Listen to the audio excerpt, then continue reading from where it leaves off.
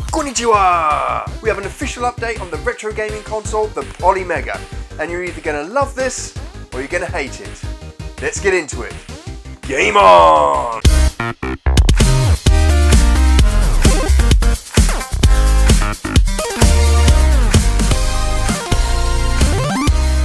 Welcome back to the Retro Gamer Boy Show. My name's Mike and I'm a AAA games developer by day, but by night I'm a retro gamer. Now we've covered the Polymega quite a few times on the show, and today we have a massive update for fans and not so big fans of the Polymega retro gaming system.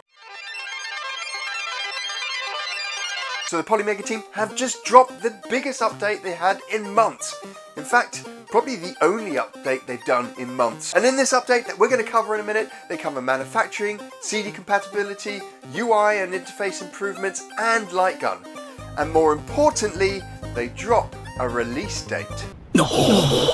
So first off, we're going to jump into the update on manufacturing and that all-important potential release date. Now the team at Polymega have just announced that the Polymega itself, the physical console, is going into its pilot manufacturing phase. Now the pilot manufacturing phase isn't a full manufacturing phase at all, it's just where a company gets the chance to test out its tooling and manufacturing pipeline and process. Now typically the pilot process doesn't actually take that long. It can take a couple of weeks, maybe a month, just to make sure the tooling is correct and everything works efficiently, and then it's into full production. Now the Polymega team have stated that they hope to get consoles out ASAP as soon as they go into full manufacture. But more importantly, they say that whilst they're going to try to get it out as soon as possible, that they're definitely aiming to get your console finished and shipped to you within the next 90 days. And that means you can expect to see your console as soon as the end of February. That's assuming, of course, you'll be one of the first people to sign up and buy the Polymega when it was first announced. Now, some people, of course, are going to be super skeptical of this, especially since the console is already a year overdue. But for others, this is a reason to get super excited about the Polymega. Given the sheer amount of negative feedback and responses that the Polymega team have received about the handling of their community and this console, you'd hope that they'd spent the time trying to get this announcement right and ensuring that all their facts and ducks are in a line before they put it out to the community. Now, one thing that's still to be confirmed is, will the Polymega have a global launch? Now, repeatedly in tweets and with my own communications with the company, they have only played mere lip service to the possibilities of a global launch, which means, given the fact that they're already in a pre-production process and hopefully going into full production soon, that a global launch seems extremely unlikely, which means that if you're outside of North America, you're going to have to import it and potentially pay those huge import fees that will come along with it. So that was the big news, the Polymega for February 2020. Now let's check out the other updates. Round 1, fight!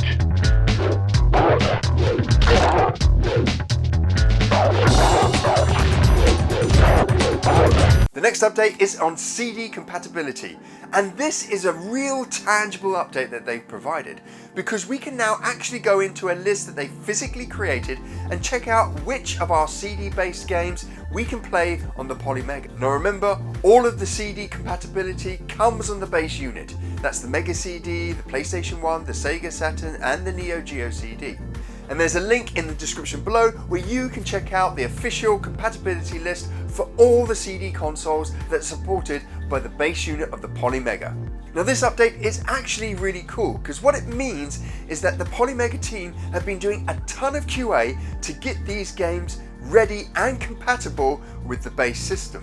Now it's significant because, having worked for PlayStation and Xbox, I know how much work and how much it costs to get these games QA'd and ready for backwards compatibility. It's no mean feat, and it takes a huge amount of time to do. It's one of the main reasons why the PlayStation 4 and Sony don't natively support backwards compatibility on the PlayStation 4. And whilst there's no denying that the delay to the console has been largely down to the manufacturing issues that the consoles experienced, some of this delay would have come down to the amount of QA they would have had to conduct.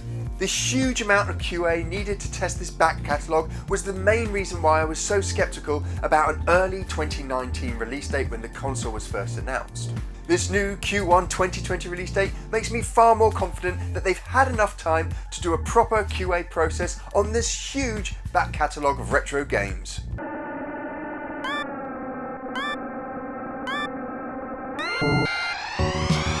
The Polymega team have also told us that there have been some significant features added to the UI and interface of the system. Most notably, they've added a brightness and contrast setting. Now this setting will allow you to individually adjust the brightness and contrast for every single game that you play, and it will save the state of that setting for each game.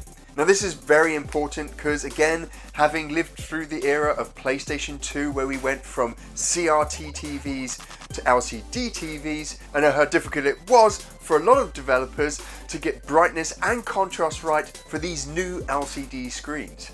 And so having this feature in there definitely safeguards against some of the problems we experienced in the mid-2000s when we moved from those old school TVs to these brand new LCD flat panels. The team have also added intelligent game patching, which if you'd like to know more about, you can read in their press release, which I'll leave a link to in the description below. Action! Get it! And lastly, the team have announced that they've added an ALP-style analog thumbstick to the Retro Gun Controller. This new hardware feature allows you to navigate the Polymega's menus without even picking up a controller. And for some light gun games, adds in functionality where you would normally have to have used a traditional controller. Now the Retro Gun Controller is a killer feature for me. Ever since I got rid of my large CRTV screen and replaced it for 4 1080p screens running through an OSSC, I've missed out on gun games completely. And so hearing that Polymega haven't let this controller fall off of the radar is super exciting.